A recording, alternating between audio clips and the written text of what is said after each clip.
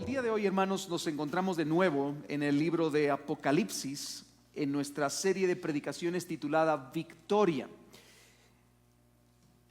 La idea de esta serie es abordar todo el libro de Apocalipsis, desde el principio hasta el final, para que podamos tener un entendimiento claro de la idea que quiere transmitir el autor en este libro.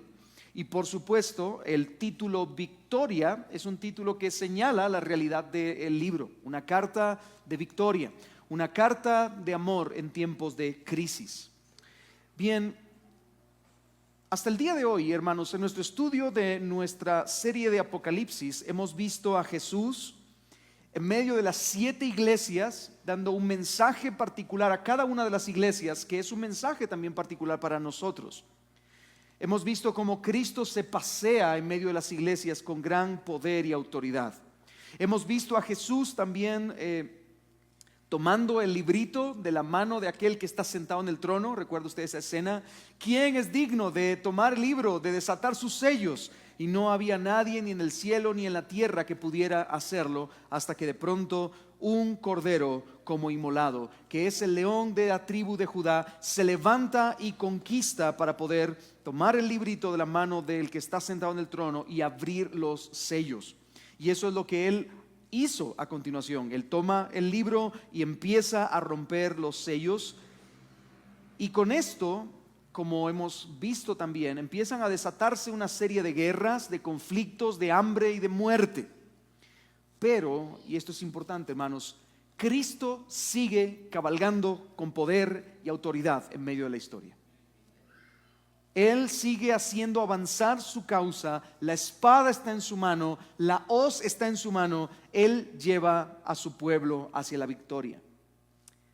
Pero justo al final de los sellos, que ya hace un par de semanas que estuvimos meditando en esto, pudimos contemplar lo que se conoce como el día de la ira del Cordero, donde nadie podrá mantenerse en pie. ¿Sí? ¿Se recuerda usted ese día? El día de la ira del Cordero. Y finalmente pudimos ser testigos del gran final de impacto, ¿verdad? Donde el Cordero tomará a su pueblo y los llevará a fuentes de agua de vida, y Él los pastoreará en ese lugar para siempre, mientras su pueblo puede disfrutar de la bienaventuranza perfecta. Ahora, si te has dado cuenta, en todas las palabras que he dicho ahora, como resumen de lo que hemos visto hasta el momento, Cristo es el personaje principal de la historia.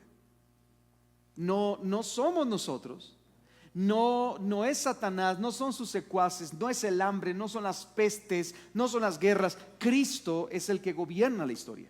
Cristo es el que tiene en su mano el libro, y Él es el que está abriendo los sellos. Él es el que está desatando poco a poco y lleva la espada en su mano de conquista. Pero ahora, hermanos, justo al final de esta sección que veíamos hace un par de semanas, cualquiera podría decir, bueno, la historia se terminó, ¿verdad?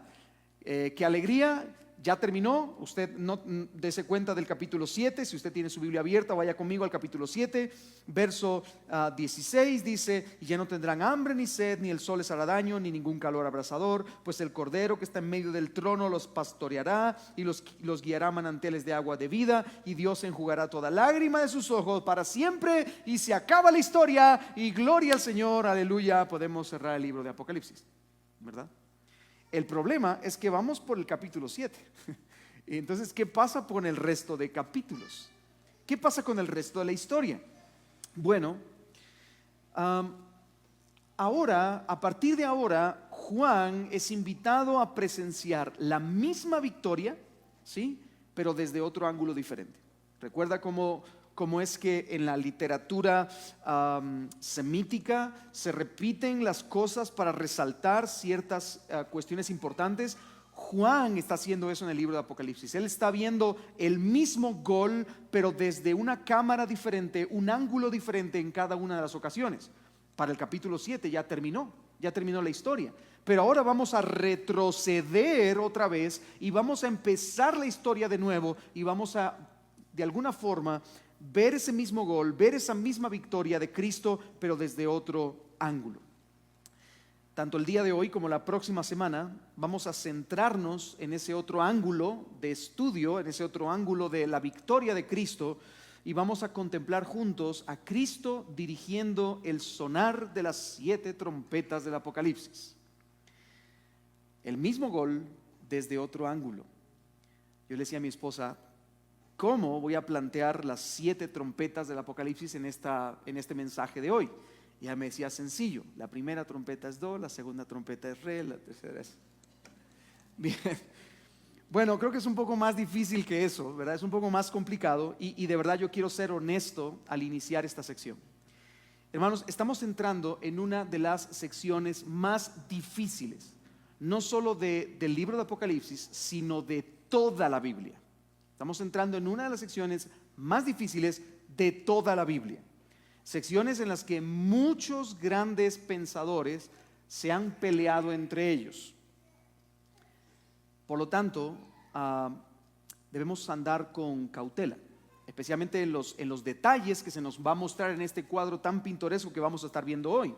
Y realmente, hermanos, hay cosas en las que admito, de todo corazón, admito que al estudiar el texto todavía tengo mis dudas. A pesar del mucho estudio que pueda haber detrás de este mensaje, hay cosas que no nos han sido reveladas por completo. Por lo que de nuevo, hermanos, aunque yo pretendo ser muy claro en lo que yo creo de este texto, y que no solo es lo que yo creo en el texto, sino que es la postura que la iglesia ha mantenido, es la postura, digamos, más sensata que la iglesia ha mantenido desde el principio, en la que muchos grandes pensadores, muchos comentaristas y grandes reformadores han pensado. Pero a pesar de todo eso, hermanos, no debemos ser dogmáticos. Yo puedo venir y puedo decir, bueno, yo soy totalmente dogmático en que la Biblia presenta la Trinidad, Padre, Hijo, Espíritu Santo, un solo Dios en esencia, pero en 3 personas. Eso está clarísimo, podemos ser dogmáticos en eso. Quien no comparte esa idea, hermanos, no es cristiano. Podemos también ser dogmáticos en el hecho de que la Biblia es palabra autoritativa, inspirada, clara, necesaria y suficiente, y por lo tanto es inerrante en cuanto a los errores que contiene, y podemos confiar en ella totalmente. Eso es algo dogmático, 100%. Pero hermanos, hoy vamos a ver detalles en este texto en el cual no podemos meternos en tanta profundidad y darles mucho significado, porque podríamos perdernos del sentido del texto. Entonces, hoy lo que vamos a hacer es ver todo este relato y, sin entrar en muchos detalles, mi intención es que podamos abordar el énfasis de todo el texto. ¿Sí? ¿Está conmigo, hermano? ¿Hasta aquí? ¿Sí? Muy bien. Antes de comenzar con el texto, solo quiero hacer 2 observaciones preliminares. La primera observación, hermanos, es que todo este pasaje que vamos a ver es altamente simbólico, muy simbólico. Lo que significa que todos los elementos que veremos en este pasaje, langostas que salen del abismo y que comen personas y que tienen corazas de no sé qué de hierro, y la estrella que cayó del cielo y que es llamada ajenjo y que abre las fuentes del abismo, o los jinetes con coraza de fuego y un montón de cosas más, no tenemos que entenderlo de forma literal, sino como la representación de algo más. Debemos de tener mucho cuidado con esos detalles, porque hay un gran simbolismo en el relato que vamos a ver ahora. ¿Amén, hermanos? Bien, la segunda observación preliminar es que es importante que entendamos que tanto el uso de la palabra trompetas, importante porque vamos a ver las 7 trompetas, ¿verdad? Entonces, el uso de la palabra trompetas, como las plagas que empiezan a ocurrir al sonar la trompeta, son recursos literarios que el autor está utilizando del Antiguo Testamento, que representan un llamado de advertencia para que la humanidad se arrepienta. Tanto en Jeremías como en Ezequiel, cada vez que las trompetas sonaban para llamar al pueblo al arrepentimiento. Y hay de aquel que sonando la trompeta, dice en Ezequiel, no haga caso, ¿verdad? Así que debemos tener muy en mente que parte del énfasis que estaremos viendo esta noche en este pasaje tiene que ver con una severa advertencia de parte de Dios. Eso es parte del simbolismo. Trompetas y plagas, una severa advertencia para la humanidad, para que se arrepientan. Bien, con todo esto que acabo de decir, Vayamos entonces a nuestro primer encabezado de esta noche, que he titulado El comienzo, las oraciones de los santos.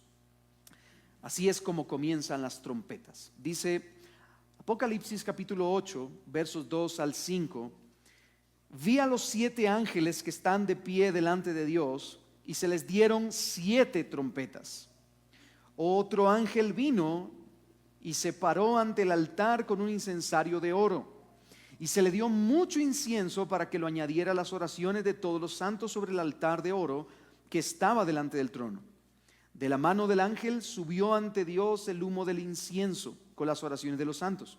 Después el ángel tomó el incensario, lo llenó con el fuego del altar y lo arrojó a la tierra, y hubo truenos, ruidos, relámpagos y un terremoto. Bien, hermanos, en el mundo en el que vivimos hay guerras y rumores de guerras, hay hambres, hay pestes y hay persecución, sobre todo persecución. Estas son cosas que Cristo prometió también en su discurso del Monte de los Olivos, que habría guerras y rumores de guerra, hambres, pestes y persecución, especialmente a la iglesia. Mientras tanto, mientras todo el mundo está de una forma convulsa, moviéndose con guerras y rumores de guerras, con hambres y persecución, etcétera, etcétera, la pregunta es, ¿qué hacen los creyentes verdaderos? ¿Qué están haciendo? ¿Acaso los cristianos, en medio de esa persecución, de esas guerras, de esas hambres, los cristianos están acorralados en una esquina, ensimismados, o están atemorizados porque el infierno se ha levantado contra ellos y los quiere hacer pedazos? No. Los 4 jinetes recorren el mundo.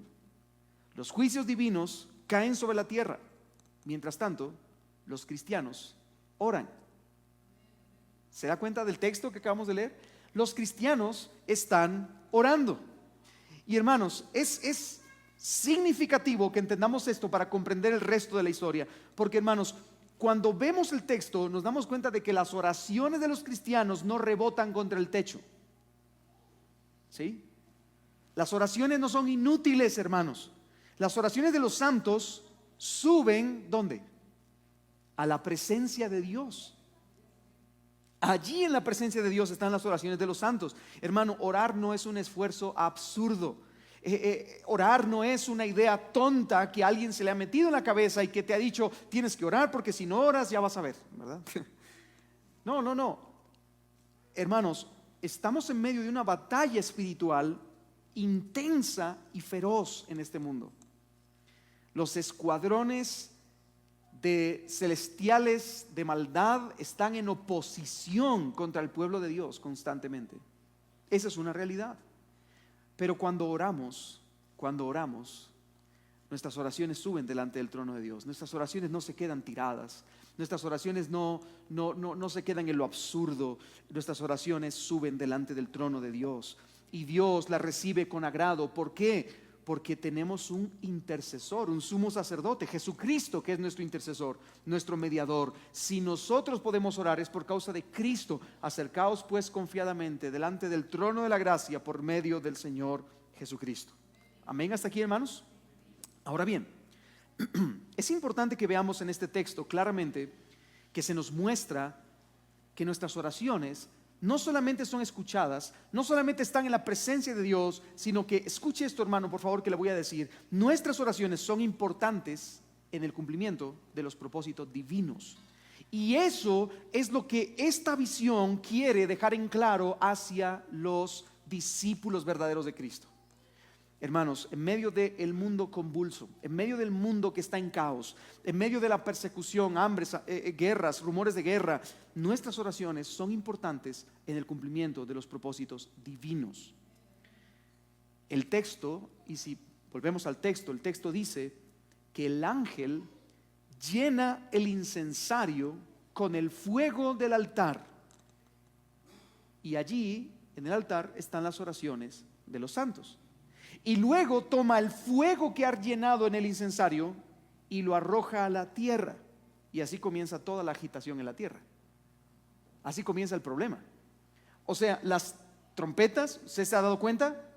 Y vi 7 ángeles que tenían 7 trompetas. ¿Está conmigo, hermano? Sí. Vi 7 ángeles que tenían 7 trompetas. Y luego iban a tocar las trompetas, pero hay un intermedio, hay una pausa. Y en esa pausa vemos que otro ángel se acerca al trono de Dios, al lugar donde están las oraciones de los santos, y entonces toma del altar fuego. Y entonces lo derrama sobre el mundo, y ahora sí viene el sonar de las trompetas. Así que la idea que está transmitiendo este texto, hermanos, es que el Dios que reina con poder ha decidido mover su santo brazo en respuesta a nuestras oraciones. Ahora, esto podría sonar muy presuntuoso, podría sonar como que nosotros tenemos un gran poder, pero hermanos, el poder no está en la oración, el poder no está en nosotros, el poder está en Dios, que es el que mueve la historia. Pero cuando el pueblo de Dios clama, porque Dios así lo ha determinado, Dios no solo ha determinado los fines, Dios ha determinado los medios por los cuales se lleven a cabo los fines. Dios ha determinado que el fin de la historia sea, como lo veremos esta noche, pero el medio para que empiece a desatarse o para que se desate todo esto también son las oraciones de los justos.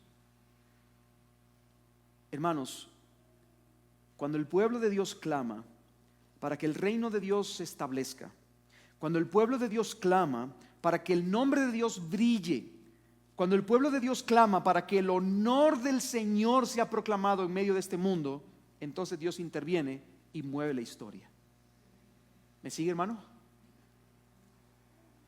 Así que ora, no te desanimes con lo que ves que ocurre en este mundo caído y corrupto. Hermano, haz todo lo posible para dedicarte a la oración. Ora y clama para que Dios vindique su nombre, para que su reino venga a nosotros. Hermanos, ¿cuántos de nosotros oramos constantemente: Señor, venga tu reino a nosotros? Y parte de que venga su reino a nosotros es que su honor sea expuesto ante los ojos de muchos, que su nombre sea levantado delante de los ojos de las naciones y que finalmente Cristo vuelva. Eso es lo que estamos clamando al decir venga tu reino. Hermano, ora, sigue clamándole al Señor. Señor, magnifica tu nombre, levanta tu honor, proclama tu poder en medio de los pueblos, exhíbete como el Dios grande, Señor. Esa debería ser la oración de los justos. Ahora, volviendo a nuestro texto, si usted nota de nuevo la escena, justo después de esta escena tenemos entonces Juan ve y tenemos a los 7 ángeles con las 7 trompetas. Están a punto de tocar las trompetas, pero antes hay un paréntesis. Y en el paréntesis está, digámoslo así, como que el estanque de las oraciones. Y de ese estanque toma el ángel y arroja junto al fuego de la ira hacia la tierra. Y entonces, justo después de esta escena, los 7 ángeles se disponen a tocar cada uno las trompetas. Y cuando los primeros 4 ángeles tocan las trompetas con potencia, vienen sobre la tierra todo tipo de catástrofes. ¿Me sigue hasta aquí, hermano? Eso nos lleva a nuestro segundo punto en este mensaje. Las primeras 4 trompetas, las catástrofes naturales. Las primeras 4 trompetas, las catástrofes naturales. Dice entonces, verso 6, los 7 ángeles que tenían las 7 trompetas se prepararon para tocarlas. El primero tocó la trompeta y vino granizo y fuego mezclados con sangre y fueron arrojados a la tierra. Se quemó la tercera parte de la tierra, la tercera parte de los árboles y toda hierba verde. El segundo ángel tocó la trompeta y algo como una gran montaña ardiendo en llamas fue arrojado al mar. Y la tercera parte del mar se convirtió en sangre. Y murió la tercera parte de los seres que estaban en el mar y que tenían vida. Y la tercera parte de los barcos fue destruida. El tercer ángel tocó la trompeta y cayó del cielo una gran estrella ardiendo como una antorcha y cayó sobre la tercera parte de los ríos y sobre los manantiales de las aguas. El nombre de la estrella es Ajenjo. La tercera parte de las aguas se convirtió en ajenjo y muchos hombres murieron por causa de las aguas porque se habían vuelto amargas.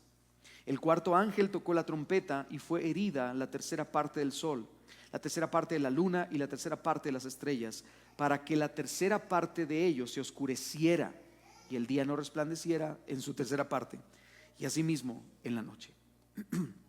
Ahora, aquí tenemos todo el texto que está como entelarañado. Vamos a tratar de desplegar un poquito esta idea. La primera trompeta suena. ¿Qué es lo que ocurre? Granizo y fuego mezclado con sangre. Entonces muere una tercera parte de la vegetación. La segunda trompeta suena. Una tercera parte de los mares, la vida marina y el comercio marítimo es afectado. La tercera trompeta suena y con ella una tercera parte de las aguas dulces se contaminan y se vuelven nocivas y portadoras de muerte a los que beben de ellas. Finalmente la cuarta trompeta suena y vemos grandes catástrofes cósmicas que afectan al planeta Tierra. Este es, digamos, que el resumen de todo lo que pasa. Déjeme sintetizarlo mucho más todavía. Dese cuenta de lo que está pasando. Granizo, fuego, aguas que se vuelven sangre y finalmente oscuridad. Repito otra vez: granizo, fuego, aguas que se vuelven sangre y finalmente oscuridad. Hermano, le pregunto, ¿acaso no te recuerda esto a las plagas de Dios contra Egipto? ¿Sí? Es lo mismo, es la misma idea la que está transmitiendo aquí el texto. La escena que vemos en este texto tiene un enorme parecido con las plagas que se vivieron en Egipto. Cada plaga, hermanos, en Egipto fue un castigo para el pueblo, pero no fueron el juicio definitivo sobre aquella nación. ¿Me sigue, hermano? ¿Qué fueron entonces las plagas? Bueno, las plagas fueron una advertencia para que se arrepintieran. De hecho, en una de esas plagas, en la plaga del granizo, dice que Faraón mandó a llamar a Moisés y le dijo: yo y mi pueblo hemos pecado contra Dios, nos arrepentimos. Clama al Señor para que quite las plagas. Así que detrás de este gran colapso que ocurrió allí en Egipto, definitivamente había una advertencia para el arrepentimiento. Ahora, y aquí está el punto, el meollo del asunto. De la misma forma que ocurrió en Egipto, hermanos, Juan ahora puede ver los azotes de Dios que caerán sobre los hombres en esta era presente, en el tiempo entre la primera y la segunda venida. ¿Haciendo qué? ¿Cuál es el propósito de estos azotes divinos sobre la humanidad? Bueno, dándoles una oportunidad para que se den cuenta de su locura y de su rebeldía contra Dios, para que se vuelvan a Él en arrepentimiento. Hermanos, se trata, estas primeras 4 trompetas y lo que seguiremos viendo más adelante, se trata de una solemne advertencia. Dios está advirtiendo, Dios está tocando la puerta, Dios está diciendo: abran sus ojos, dejen su obstinado pecado, rompan con su locura, quiten de su mente la rebeldía, abran sus ojos a la verdad. Hermanos, las trompetas suenan, la calamidad se acerca y se esperaría de toda la raza humana que presten atención y vuelvan hacia Dios. Eso es lo que se esperaría. Sin embargo, aunque es un juicio de advertencia, severa advertencia, por cierto, pero son golpes duros de la vara de Dios, no para acabar con los impíos rotundamente, sino para llamarles a la cordura. ¿Me sigue hasta aquí, hermano? Y de nuevo, debo aclarar esto. Nosotros no deberíamos tratar de darle forma a cada una de estas cosas como si se tratara de eventos en medio de la historia. Cada uno de estos elementos, de estas trompetas que hemos visto hasta ahora, son un simbolismo que representan diferentes calamidades a lo largo de la historia. Desastres que se han manifestado. ¿Pero para qué? De nuevo, como una voz de alarma a la humanidad, que le habla a los incrédulos, advirtiéndoles de su error para que se arrepientan. Es un gran megáfono divino que está alertando, está advirtiendo: despierten, despierten. Hermano, entendamos esto, miren, las grandes tragedias que el mundo ha experimentado, las crisis económicas que el mundo ha tenido, los desastres medioambientales como los terremotos, que recientemente están sacudiendo más intensamente muchos lugares, los tsunamis, que estábamos esperando uno en las costas de Champerico este día, pero pues no ha pasado nada todavía, ¿verdad? Los tsunamis, los terremotos, las pandemias como el coronavirus que tuvimos, o pandemias peores como la peste negra en Europa hace 500 años, y otras muchas cosas, no son cosas que ocurran al azar, hermanos. No son cosas que de pronto empiecen a pasar y que Dios diga, ay, ay, ay, se me está escapando del control esto que está pasando, algo no está bien. No, hermanos, no está ocurriendo al azar. Forman parte del plan de Dios para alertar al mundo en pecado, para llamarlo al arrepentimiento, para tocar la puerta, para decir, despierta que vengo pronto. Pero hermanos, si después de ver estas 4 trompetas alguien piensa que esto es muy terrible, todavía falta más. Aguante.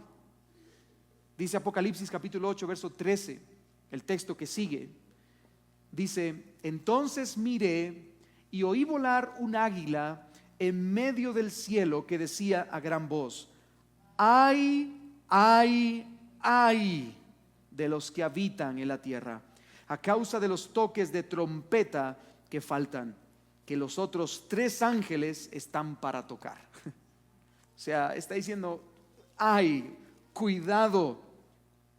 El ángel, de hecho, gritó ay 3 veces para indicar que los 3 golpes de la vara de Dios que están a punto de venir son mucho más dolorosos que todo lo que han vivido antes. ¿Qué hemos vivido? Bueno, tragedias, crisis económicas, desastres medioambientales, terremotos, tsunamis, pandemias, etcétera, etcétera. Y dice el ángel, ay, ay, ay, porque lo que ha de venir es peor. Y eso nos lleva a nuestro tercer encabezado de hoy: el ángel destructor y el ejército del abismo. Estos títulos de hoy están como muy de película, ¿verdad? Pero creo que son provocativos, ¿verdad? Para llamarnos la atención. El ángel destructor y el ejército del abismo. Dice el capítulo 9, versos del 1 al 12. El 5.º ángel tocó la trompeta y vi una estrella que había caído del cielo a la tierra, y se le dio la llave del pozo del abismo. Cuando abrió el pozo del abismo, subió humo del pozo como el humo de un gran horno, y el sol y el aire se oscurecieron por el humo del pozo. Del humo salieron langostas sobre la tierra, y se les dio poder como tienen poder los escorpiones de la tierra. Se les dijo que no dañaran la hierba de la tierra, ni ninguna cosa verde, ni ningún árbol, sino solo a los hombres que no tienen el sello de Dios en la frente. No se les permitió matar a nadie, sino atormentarlos por 5 meses.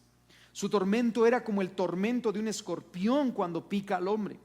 En aquellos días los hombres buscarán la muerte y no la hallarán, y ansiarán morir, y la muerte huirá de ellos. El aspecto de las langostas era semejante al de caballos dispuestos para la batalla, y sobre sus cabezas tenían como coronas que parecían de oro, y sus caras eran como rostros humanos. Tenían cabellos como cabellos de mujer, y sus dientes eran como de leones. También tenían corazas como corazas de hierro. El ruido de sus alas era como el estruendo de muchos caballos que se lanzan a la batalla. Tienen colas parecidas a escorpiones y aguijones. En sus colas está su poder para hacer daño a los hombres por 5 meses.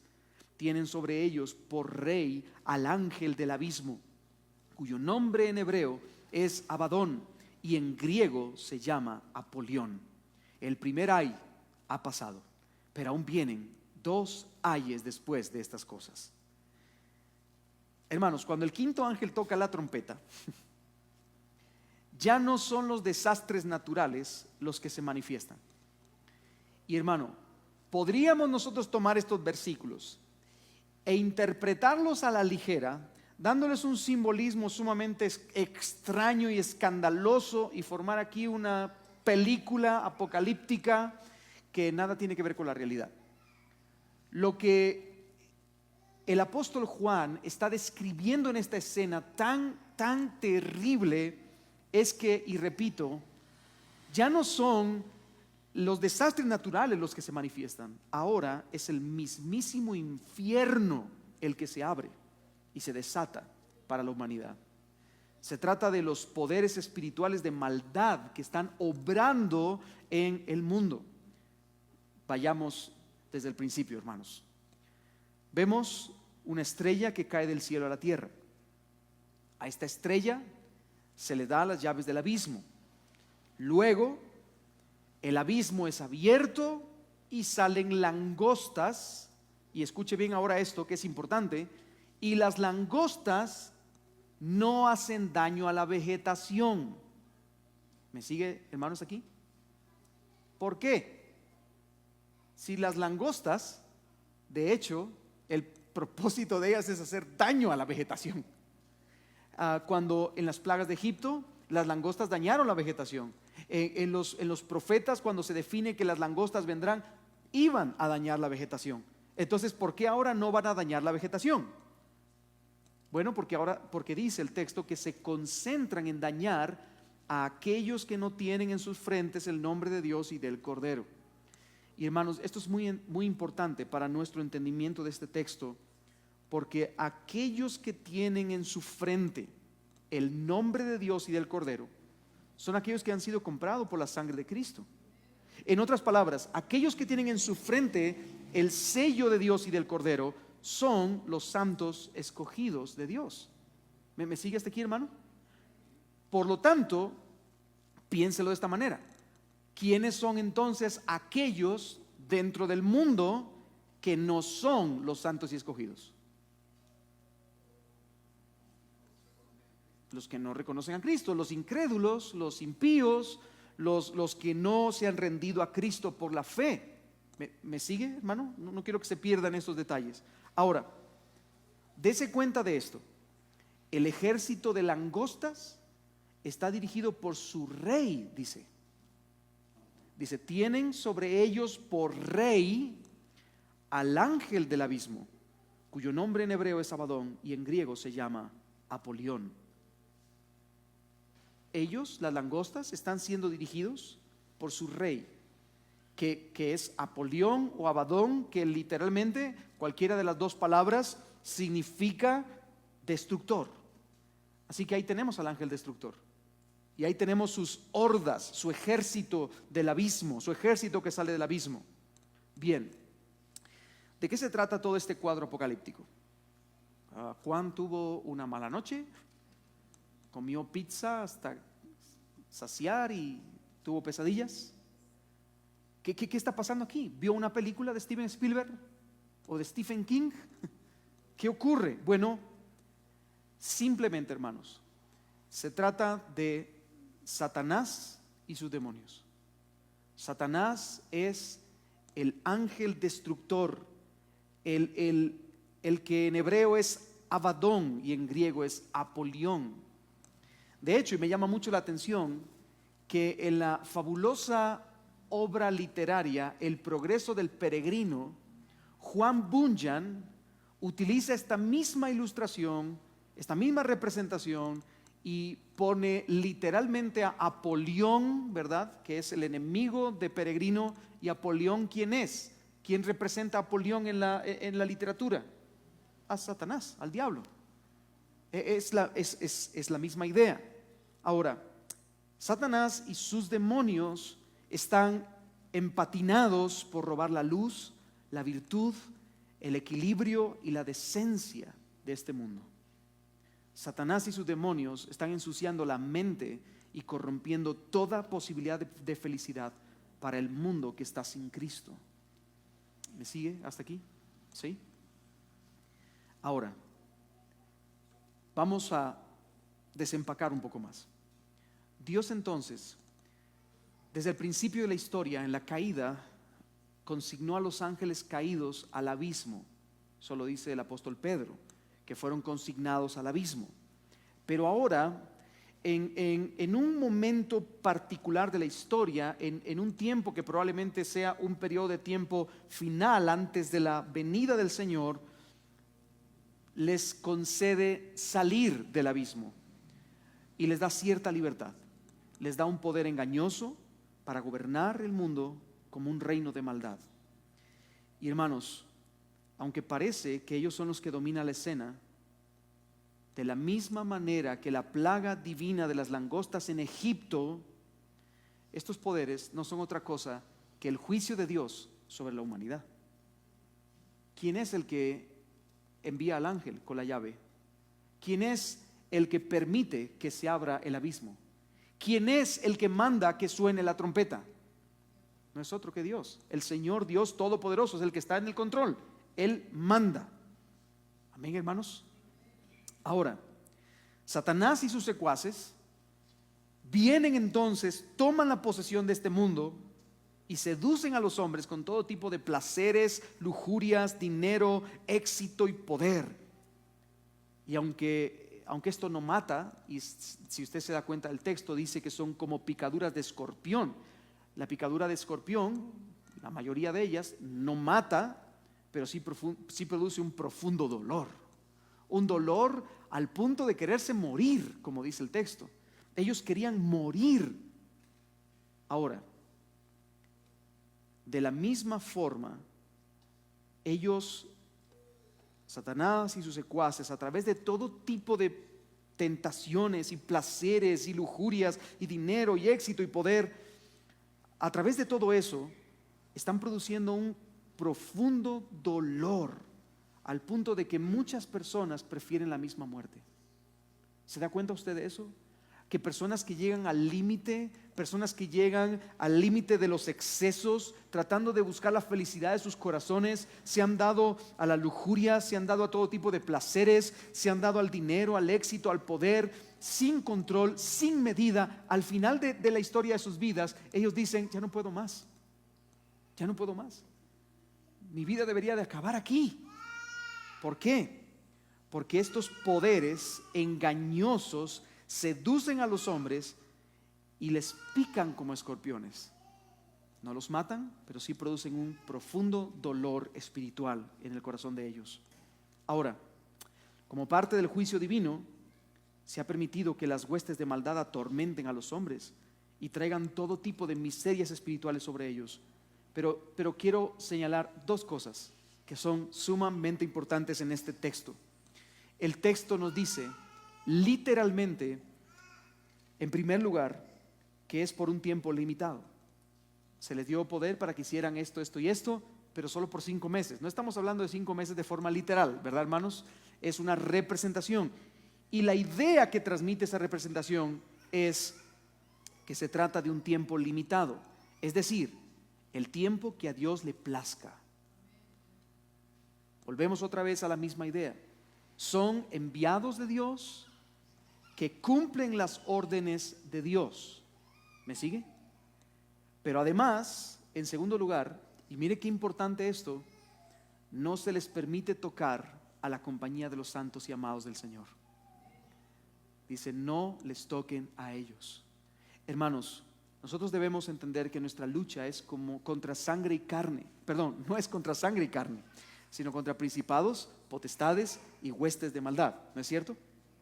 Sin embargo, en medio de esa lucha, nosotros tenemos la victoria asegurada. El enemigo jamás logrará vencernos definitivamente, porque hemos sido marcados con la señal de Cristo, con la señal del Cordero, con la señal de Dios. Así que nosotros no seremos totalmente vencidos, totalmente acorralados. ¿Me sigue hasta aquí, hermano? Ahora, yo quiero que se detenga por un momento conmigo en esto y que considere esta realidad que estamos hablando. Hermanos, el diablo puede hacer estragos entre los hombres.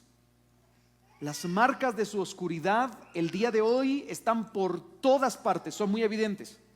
Este ángel del infierno, Abadón, Apolión y todo su ejército salido del abismo tienen un oscuro poder para dañar. Pero hermano, nunca se nos olvide que a pesar de todo eso y de todo lo que podamos ver, Satanás y sus secuaces están cumpliendo las órdenes de Dios. Amén. Es que no lo veo tan convencido, hermano. Amén. Hay momentos en la vida en los que pareciera como que el mismísimo infierno ha usurpado el trono del universo. ¿Se ha dado cuenta usted de esos momentos? Las sociedades se vuelven aún más perversas. Los pecados más deplorables, en vez de castigarlos, se aplauden y se promocionan con orgullo. Hermanos, la homosexualidad es pecado y siempre será pecado. Por mucho que digan, no, que estamos de orgullo y que nos da orgullo llevar estos colores. Hermanos, es pecado. Ahora, en esta sociedad en la que vivimos, se aplaude y se promociona esos pecados. Hay momentos en la historia donde pareciera que Satanás y sus langostas del abismo están actuando a su libre voluntad, a su total antojo. Pero hermanos, jamás va a ser eso así. Nunca. Hermano, Dios manda. Él está en el trono y Él está gobernando. Y si no te has dado cuenta todavía por el texto que hemos estado leyendo, Él es el que ha mandado tocar la trompeta. Él es el que ha dado la llave en la mano del ángel para abrir el abismo en el que estaban encerrados las langostas, los ángeles demoníacos. Es Dios el que ha determinado que se haga daño a los malos y que se preserve a los suyos. Es Dios. El control, el poder, la autoridad está en las manos de Dios. Dios manda. Y el diablo, hermanos, el diablo, por muy potente, por muy astuto que pueda ser, el diablo también cumple las órdenes del Dios Altísimo. ¿Entendió eso? De nuevo lo repito, hermano. Nosotros no vivimos en una lucha colosal contra el diablo. Uy, que el diablo nos va a aniquilar. No, el diablo cumple también las órdenes de Dios. Y el diablo no puede hacer nada ni tocar a nadie si no es por la mano y la voluntad del Señor. ¿Me sigue, hermano? Así que prestemos atención a este tipo de declaraciones. Dejemos de preocuparnos en situaciones como, por ejemplo, que su aspecto tenía como su cabeza, como coronas que parecían de oro, sus caras como rostros humanos. ¿Qué será? ¿Qué será? ¿Qué será? Esto tendrá que ver con Irán, con Irak, con Israel, con Siria, con ¿qué onda, verdad? Hermanos, no nos pongamos a hacer ese tipo de ideas raras. Centrémonos en la verdad que el texto quiere tocar. Y la verdad que el texto quiere tocar es que aún el mismísimo diablo y sus secuaces están bajo las órdenes del Señor, porque es el Señor el que está dirigiendo toda la historia. Amén. Ahora, volviendo de nuevo al énfasis de esta sección, todo esto se trata de un gran mal. Dice el texto al final, el primer ay ya pasó. O sea que quedan todavía dos, porque eran tres. Dos hay todavía. Pero hermanos, a pesar de esto, de todo este gran mal sigue siendo una advertencia divina. Sigue siendo una advertencia divina. Dios está advirtiendo. Sí, ¿cómo? Guerras, rumores de guerras, pestes, hambres, terremotos, coronavirus y todo tipo de cosas. El mismo demonio haciendo a través de sus huestes de maldad crecer la maldad en el mundo, tocando el corazón de las personas, seduciéndolos en toda clase de lujurias, en excesos, en vicios, en trampas, en mundanalidad, y el mundo queriéndose morir porque no encuentra saciedad en el alma. Todo esto sigue siendo la mano de Dios tocando la puerta. Arrepiéntanse. Es tiempo de arrepentirse. Pero todavía hay algo más que ocurre en la escena, y eso nos lleva al cuarto punto de esta noche. Un mundo envuelto en guerras. Dice el versículo 13 al versículo 19: el sexto ángel tocó la trompeta, y oí una gran voz que salía de los cuatro cuernos del altar de oro que está delante de Dios, y decía al sexto ángel que tenía la trompeta: suelta a los cuatro ángeles que están atados junto al gran río Éufrates. Y fueron desatados los cuatro ángeles que habían sido preparados para la hora, el día, el mes y el año, para matar a la tercera parte de la humanidad. El número de los ejércitos de los jinetes era 200 millones. Yo escuché su número. Así es como vi en la visión los caballos y a los que los montaban. Los jinetes tenían corazas color de fuego, de jacinto y de azufre. Las cabezas de los caballos eran como cabezas de leones, y de sus bocas salía fuego, humo y azufre. La tercera parte de la humanidad fue muerta por estas tres plagas, por el fuego, el humo y el azufre que salían de sus bocas. Porque el poder de los caballos está en su boca y en sus colas, pues sus colas son semejantes a serpientes, tienen cabezas y con ellas hacen daño. Hemos visto aquí entonces el sonar de la sexta trompeta, y con la sexta trompeta, las primeras cuatro, se desatan catástrofes naturales. Con la quinta trompeta se desata el mismísimo infierno para tratar de seducir y conquistar el alma de los seres humanos, llevándolas hasta el punto del colapso. La sexta trompeta suena y se desata la guerra. La guerra es lo que se desata.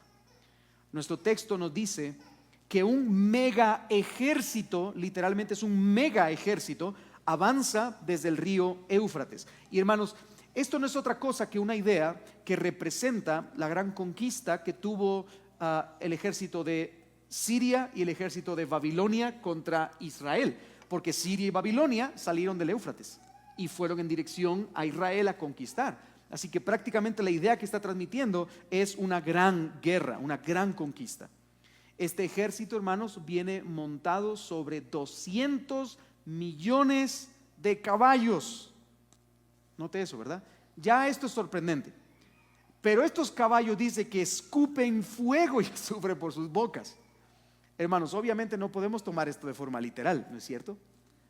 Para que usted se haga una idea, todo el ejército de Estados Unidos para el día de hoy, año 2025, uniendo todo, uniendo marina, aviación, todo el tema de infantería, todo el ejército de Estados Unidos está conformado aproximadamente por 1.100.000 soldados.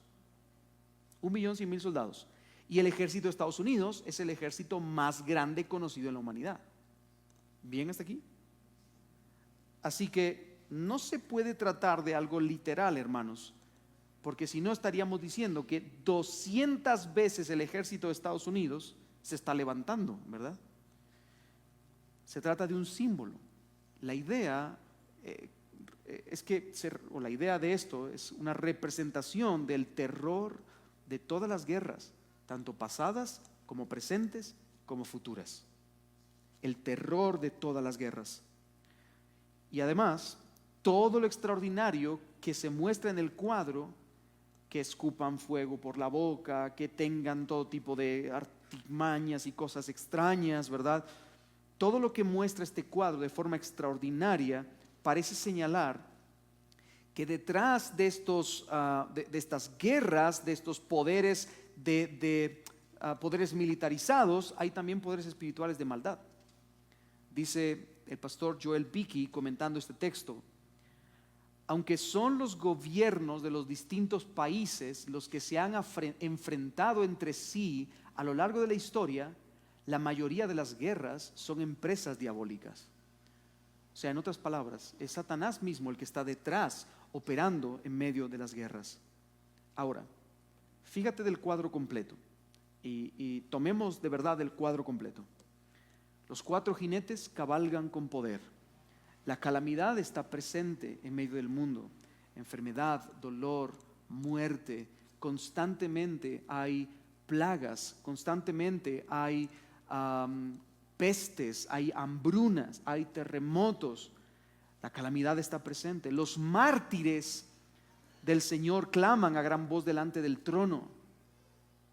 Los demonios torturan a las almas y las mentes de los hombres.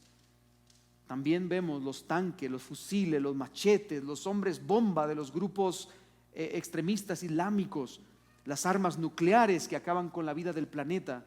De hecho, dice el texto, como lo leímos, que 1/3 parte de los hombres de la tierra mueren delante del avance de esta guerra maldita. Hermanos, el juicio divino está sobre la tierra, y el juicio divino es ahora. Estamos en medio de esta época. No estamos fuera de esta época. No debemos esperar a que venga otra época, porque dice que se les dio potestad para que tocaran a aquellos que no tenían la marca en su frente. Por lo tanto, el grupo de santos, amados y escogidos, estará también presente. Así que se trata de toda esta historia llena de calamidades, guerras y rumores de guerra, constantes problemas, hombres tiranos que se han levantado y han hecho la guerra, o como lo hemos dicho, un mundo envuelto literalmente en guerras. Pero hermanos, esto no es un juicio final todavía. Se trata de un ultimátum, una alarma, una advertencia desagradable pero necesaria, que le está constantemente diciendo a la tierra: arrepiéntete y vuélvete a mí, arrepiéntete y vuélvete a mí. Y alguien puede decir: bueno, pero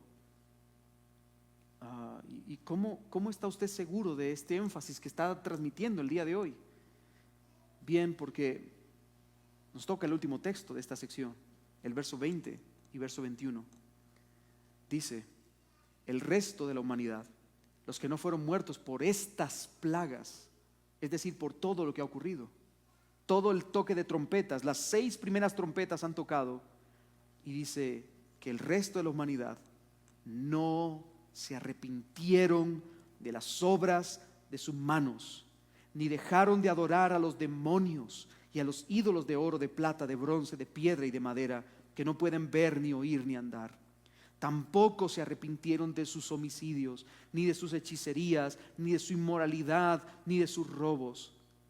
Así que, hermanos, Dios ha estado tocando, Dios ha estado dando un ultimátum, ha estado presentando una voz de alarma, de alerta, una atalaya. Todos los sucesos caóticos que el mundo ha experimentado, todo ha sido una voz de alerta. ¿Pero se arrepintieron los hombres? ¿Acaso cambian de parecer en medio de su locura? ¿Acaso rompen en llanto y se vuelven a Dios en polvo y ceniza? No, la respuesta es un rotundo no. Lo que ocurre es todo lo contrario, hermanos. ¿Se dan cuenta del texto? Dios está advirtiendo desde el cielo, ha enviado sus trompetas para dar el ultimátum, pero solo encuentra impenitencia, un mundo impenitente. Ahora, hermanos, el mundo cada vez está más obstinado en pecar, cada vez más enloquecido, porque ellos, viendo a Dios, no le conocieron, sino que se envanecieron en su necio corazón y miren, y empezaron a adorar a los demonios y a los ídolos que eran oro, plata, bronce, piedra y madera, que no pueden ver ni pueden andar. No se arrepintieron. El mundo se obstinó en pecar más y más. Están enloquecidos, siguen adorando lo que no es Dios, se entregan por completo al culto a los demonios y a toda clase de ídolos. Hermanos, el odio y el asesinato siguen siendo el pan de cada día en este mundo corrupto y caído. La inmoralidad sexual, el fraude, los hurtos son parte de la vida cotidiana. ¿Se da cuenta de lo que dice el texto? No se arrepintieron de sus homicidios, ni de sus hechicerías, ni de su inmoralidad, ni de sus robos. Dios les está dando tiempo para que se arrepientan, pero ellos no quieren. Por lo tanto, están condenados a la ira, al día de la ira del Cordero. Hermanos, yo he escuchado gente decir que cuando nosotros hablamos del día final, del día de la ira, donde va a haber un gran final de impacto, donde Dios va a separar a los de la izquierda y de la derecha, a los cabritos de las verdaderas ovejas, va a separar el trigo de la cizaña, que eso es como muy exagerado, ¿no? Que ese Dios de amor y misericordia no puede hacer eso. Hermanos, muchos pueden ver un horrible cuadro aterrador en estos versículos. Yo solo puedo ver misericordia. Solo puedo ver misericordia.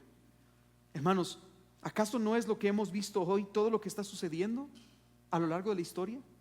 Guerras, rumores de guerras, pestes, hambres, terremotos, tsunamis, problemas en las esferas políticas que están siendo afectadas también por huestes angelicales de maldad, problemas en el corazón de las personas, vicios, gente sumida en la bancarrota moral, en sus lascivias, en sus lujurias, sus concupiscencias, y cada vez de mal en peor, llamando a lo malo bueno y a lo bueno malo. ¿Acaso no es eso lo que está ocurriendo a lo largo de esta historia en la que ya estamos viviendo? ¿Qué dice usted, hermano? ¿Sí o no? Sí. Y sin embargo, el mundo sigue sin volver a Dios. Pero Dios sigue aguardando con paciencia y sigue extendiendo misericordia. El mundo se sigue obstinando en pecar y pecar y pecar a pesar de las múltiples advertencias del Señor, pero Dios sigue aguardando con paciencia y extendiendo su misericordia. Así que en estos textos que hemos leído, hermanos, las trompetas del juicio de Dios no son un cuadro aterrador, son un cuadro de misericordia y benevolencia. Son un cuadro donde el Señor está extendiendo su misericordia a la humanidad y le está diciendo: pero es que, a ver, no entiendes, lo que yo estoy haciendo es por tu bien. Es como el padre que de pronto le mete un paletazo a su hijo en medio del almuerzo para que coma porque no quiere comer. Y el niño está adelgazando, el niño se está desnutriendo, el niño está bajando de peso, el niño está dejando de crecer, pero es necesario, hay que pegarle al niño. Es un mal necesario, ¿verdad? ¿Cierto o no es cierto, papás? Es un mal necesario. Ahora, hermanos, ¿acaso no es lo mismo lo que el Señor está haciendo con la humanidad? Es un mal necesario y nosotros nos obstinamos más y más todavía. Hermanos, el tiempo del coronavirus, que pasó hace relativamente poco, esa pandemia global, para muchos muy cuestionable, muchas cosas sucedieron en medio, pero el punto central es que mucha gente murió. La puerta de muchas personas, de muchas familias, fue tocada por la muerte misma. Gente murió y gente todavía tiene secuelas de esa enfermedad a lo largo de este tiempo que llevamos. Y hermanos, todo esto era parte también de la advertencia del Señor. Y sin embargo, no sé si usted lo ha notado, pero justo después de la pandemia hemos tenido un aumento en la maldad, un aumento en el deterioro de la moral en la humanidad, un aumento del deseo del corazón humano por adoptar ídolos. Ya no son ídolos de piedra, de plata y de bronce, ahora son ídolos populares de las redes sociales. ¿Sabe cuál fue el acontecimiento más sonado del fin de semana? La velada 5. Yo creo que algunos de ustedes ni siquiera tienen ni idea de lo que estoy hablando. Un acontecimiento que se dio lugar en España, donde un montón de influencers muy mediáticos en YouTube hicieron una velada desde las 3 de la tarde hasta saber ni qué hora de la madrugada para pelearse entre ellos, para darse de golpes a través de boxear entre ellos. El momento más alto, el pico más alto de vistas durante la velada tuvo 10 millones de personas. Hermano, ¿ve usted lo que estoy diciendo? El mundo, en vez de tomar esta reprensión de Dios y decir: Señor, tú eres real, y poner la mirada en el cielo y humillarse en polvo y ceniza, se ha obstinado más y más en pecar. Sin embargo, la misericordia del Señor sigue todavía de par en par para todos aquellos que quieran recibirla. La misericordia de Dios son nuevas cada mañana. La misericordia de Dios, por la misericordia de Dios no hemos sido consumidos todavía. Por las misericordias de Dios es que ahora podemos estar en Cristo, como dice mi suéter en la parte de atrás, y es el texto de la iglesia. Pero Dios, que es rico en misericordia, con su gran amor con que nos amó, aún estando nosotros muertos en delitos y pecados, nos dio vida juntamente con Cristo. Por gracia sois salvos. Hermano, su misericordia sigue desplegándose para todo aquel que quiera venir en arrepentimiento y fe al Señor Jesucristo y refugiarse en Él. Sin embargo, llegará el día en que su misericordia será detenida y su ira será derramada sobre todos aquellos que se oponen a su nombre. Hoy, plaga tras plaga, así como en Egipto, plaga tras plaga ha sacudido al mundo. Y lo mismo que pasó en Egipto, el obstinado faraón y el pueblo de Egipto fueron advertidos para que se rindieran ante los pies del gran yo soy, pero no quisieron. hasta que llegó el juicio definitivo, la muerte de los primogénitos. Y además, Faraón siendo aplastado bajo las aguas, él y todo su ejército. El juicio definitivo, para demostrar con contundencia que el Dios, el gran yo soy, era el Dios verdadero. Hermanos, si duro fue el juicio definitivo después de las plagas de Egipto, mucho más duro será el juicio de este mundo, que no ha querido rendirse a los pies de Cristo. Un predicador puritano de antaño llamado Jonathan Edwards dijo en una ocasión: esta tierra será el único infierno para los justos.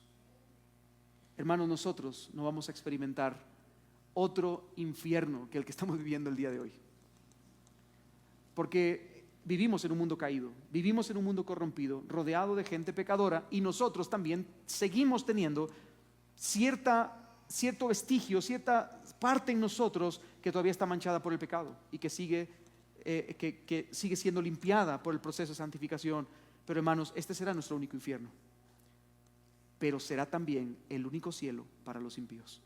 A pesar de todas las calamidades que ellos están experimentando en esta tierra, a pesar de pestes, terremotos, hambres, tsunamis, guerras y rumores de guerras, a pesar de todo lo que ellos están experimentando en esta tierra, este será su único cielo. Hermanos, quiera el Señor que todos los que estamos escuchando este mensaje hoy estemos resguardados por la fe en las manos de nuestro gran campeón y Señor Jesucristo, porque al final es lo único que va a librarnos de la ira venidera. Hermano, si tú no estás escondido en las manos de amor de tu bendito Señor Jesucristo, entonces ¿qué esperas?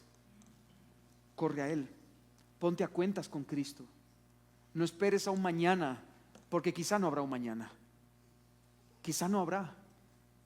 La trompeta y el atalaya siguen todavía sonando, pero quizá mañana ya sea demasiado tarde. Y para los demás, para los que nos hemos refugiado en Cristo, déjame decirte algo: en Él hay victoria segura. En Él hay victoria segura. Victoria y honor para su nombre, y victoria y honor para su pueblo. Así que descansemos en Él, confiemos en Él, rindámonos a Él y vivamos con la mirada puesta en que Él volverá algún día. Amén, hermanos. Termino simplemente diciéndote esto: si tú conoces a alguien que está cerca de ti, al cual debes advertirle, no pierdas el tiempo. No pierdas el tiempo. Te encomiendo de parte del Señor para que seas la voz y las palabras del Evangelio siendo transmitidas a las personas que lo necesitan, porque quizá mañana pueda ser demasiado tarde. Hermano querido, las advertencias están siendo puestas. Entendamos las advertencias, pero también entendamos la misericordia del Señor y refugiémonos en ella hasta el final de nuestra vida. Amén. En el lugar donde estás, vamos a orar y pidámosle al Señor que Él nos ayude a ser atalayas, que mientras las trompetas de este juicio de advertencia están sonando, que Él nos permita ser atalayas para decirle al pueblo, como veremos la próxima semana, decirle al pueblo, aunque podamos ser señalados, perseguidos, incluso asesinados, pero que podamos decirle al pueblo que es tiempo de arrepentimiento, que es tiempo de arrepentirse. Amén.